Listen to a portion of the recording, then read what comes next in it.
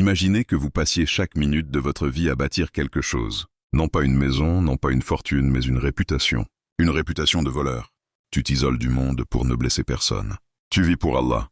Les gens t'aiment, te respectent et te prennent, pour exemple. Et soudain, le cauchemar. En une fraction de seconde, tout s'arrête. Ceux qui vous baisèrent les mains hier vous crachent au visage aujourd'hui. Ceux qui vous ont traité de voleur vous perçoivent comme un monstre et un hypocrite. Vous êtes seul. Vous vous sentez seul au monde. Le monde entier est contre vous. Aucune caméra ne peut prouver votre innocence. Ni avocat, ni témoin. Vous seul face à une grave accusation susceptible de détruire votre vie. Comment auriez-vous réagi? Auriez-vous eu la force de vous taire? Ou auriez-vous dénoncé l'injustice? L'histoire d'aujourd'hui n'est pas une simple légende. C'est un récit authentique rapporté par le prophète. Un homme nommé Jurayk. Un homme qui a vécu l'impossible. Soyez sauvés pour le témoignage d'un bébé. Oui, vous avez bien entendu. Un bébé. Alors, du calme. Ce que nous allons voir aujourd'hui changera votre regard sur les épreuves de la vie. Il faut d'abord comprendre l'ascension. Il y a des milliers d'années, à l'époque des enfants d'Israël, il existait des personnes qui consacraient leur vie entière au culte d'Allah. On les appelait les moines, les ascètes. Parmi eux se trouvait un homme nommé Jured. Jured n'était pas n'importe qui. Il était marchand à l'origine. Un homme qui connaissait la valeur de l'argent. Mais un jour, il comprit une chose. Tout ce qui brille ici-bas finira par disparaître. Tout est éphémère. Alors il a pris une décision radicale. Il a tout recollé. Il construisit ce qu'on appelle une sauma. Une petite tour isolée, loin du bruit de la ville, loin des tentations, loin des discussions inutiles. Là, dans sa sauma, il vivait comme un oiseau. Il ne se souciait pas de ce qu'il mangerait le lendemain.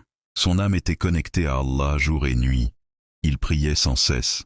Sa réputation était telle que dans son village, on disait « Si vous voulez voir un homme d'Allah, un saint, allez voir la tour de Jureid. » Mais ce que Jureid ignorait ou avait oublié, c'est que la vie est une épreuve. Et souvent, cette épreuve ne vient pas de vos ennemis, mais de ceux que vous aimez le plus. Et ici, une pause s'impose. On a souvent tendance à croire que les épreuves sont la maladie ou la pauvreté. Mais parfois, les épreuves consistent à choisir entre deux biens.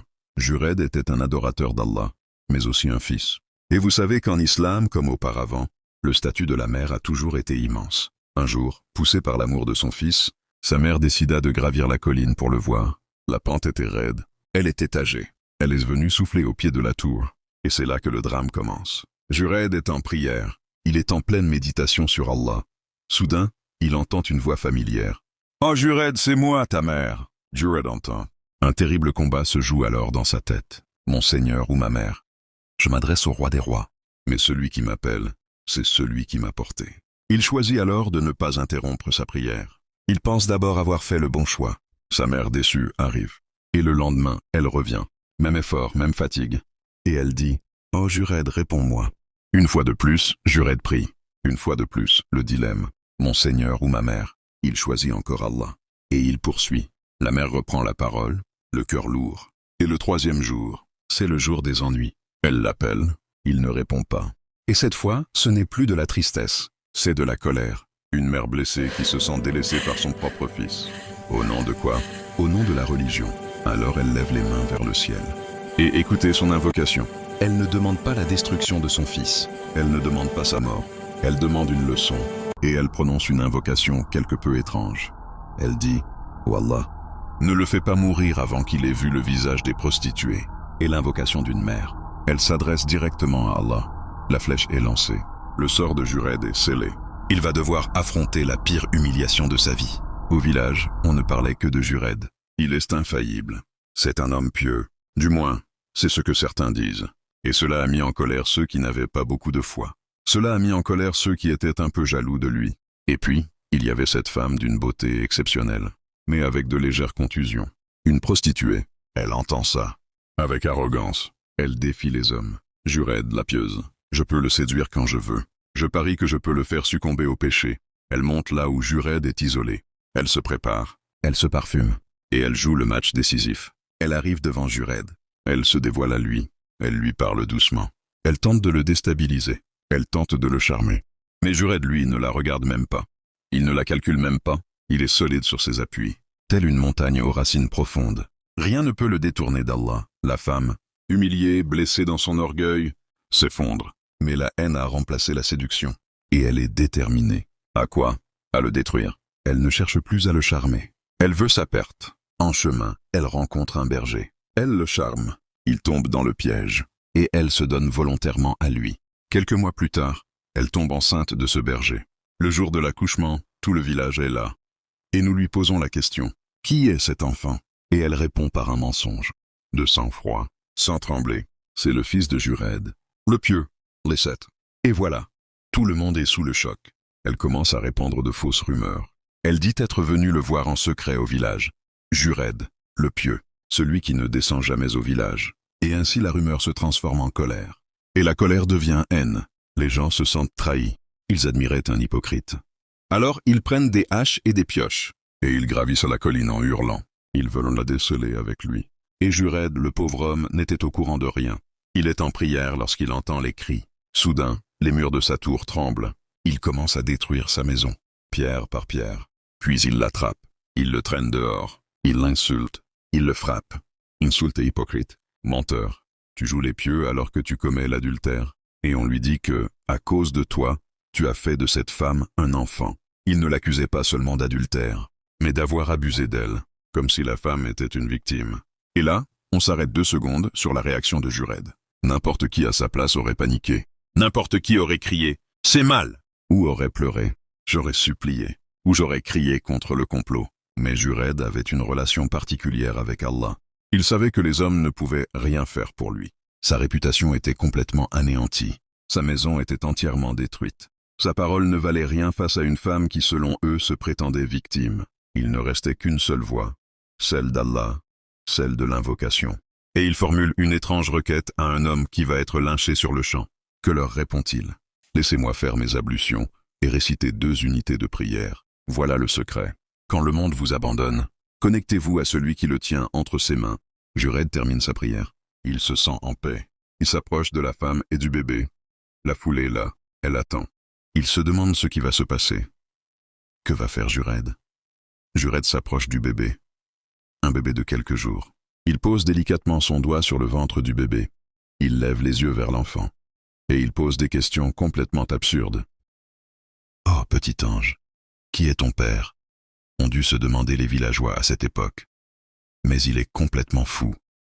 Parler à un bébé, interroger un bébé, c'est impossible. On ne parle pas à un bébé. Mais à ce moment-là, Allah l'a permis. Les lois de la nature ont changé pour préserver l'honneur du croyant. Le bébé ouvrit les yeux, regarda Jured et parla d'une voix claire, comme je vous le raconte maintenant. Il dit « Mon père est le berger ». Le choc est total. La femme s'effondre, accablée par ses mensonges. Elle est démasquée. Ses mensonges et ses fausses accusations. Quant au berger, il a été mis à l'épreuve. Et la vérité éclate au grand jour. Assurément, la prière de la mère s'est réalisée. Jured a vu le visage des prostituées. Il fut profondément humilié, mais Allah le sauva car il était sincère. Les villageois, couverts de honte, se jetèrent aux pieds de Jured. Il pleure, il implore le pardon. Ils touchent ses vêtements pour recevoir sa bénédiction. Ils lui disent « Ô Jured, pardonne-nous. Nous reconstruirons ta tour en or pur, en argent, comme tu voudras. » Et la réponse de Jured est magnifique. Que leur dit-il? Non. Recommencer. Tel qu'il était. Il ne désirait ni la gloire ni la richesse. Il voulait simplement trouver Allah. Et la vérité est une histoire incroyable. Mais attendez. L'essentiel, c'est le présent. Les leçons de cette histoire. Pourquoi le prophète nous a-t-il raconté cette histoire des anciens enfants d'Israël? Eh bien, ce peuple a vécu très longtemps. Jured aurait adoré Allah pendant 300 ans dans sa tour. En entendant cela, on se dit, comment rivaliser avec une vie de 60 ou 70 ans? Nous passons notre temps à dormir, travailler, manger. Et à la fin de la journée, nous sommes épuisés et il nous reste peu de temps pour la prière. Mais Allah savait que notre époque serait différente, que les humains auraient moins de temps et vivraient moins longtemps. Allah est juste. Et comme il est juste, il nous a fait un don. Il a accordé la longévité au peuple d'autrefois. Ils ont certainement vécu longtemps. Mais à nous, il a accordé la multiplication des récompenses. Écoutez ceci. Jured a peut-être prié toute la nuit.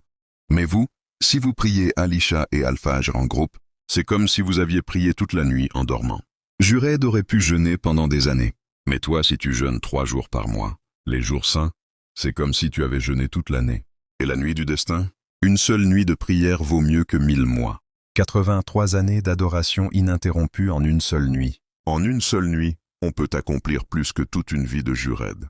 Au jour du jugement, les nations anciennes diront assurément, « Seigneur, nous avons vécu moins longtemps.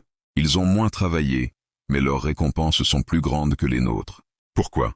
Allah répondra, « Ai-je diminué ce qui vous était dû ?» Ils répondront, « Non. » Et Allah dit dans le Coran, « C'est ma grâce, je la donne à qui je veux.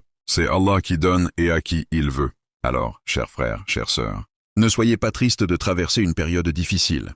Ne soyez pas tristes si les tentations vous entourent. Ne soyez pas tristes si vous êtes calomniés. Si de fausses accusations sont répandues à votre sujet, tenez bon, restez sincères, et n'oubliez jamais, si le monde entier vous accuse, Allah sera votre avocat. Telle fut l'histoire de Jured. Si cette vidéo vous a plu, partagez-la avec vos proches. Et surtout, pour leur rappeler que la vérité finit toujours par triompher, quoi qu'il arrive. Prenez soin de vous, et à la prochaine, si Dieu le veut, au nom d'Allah.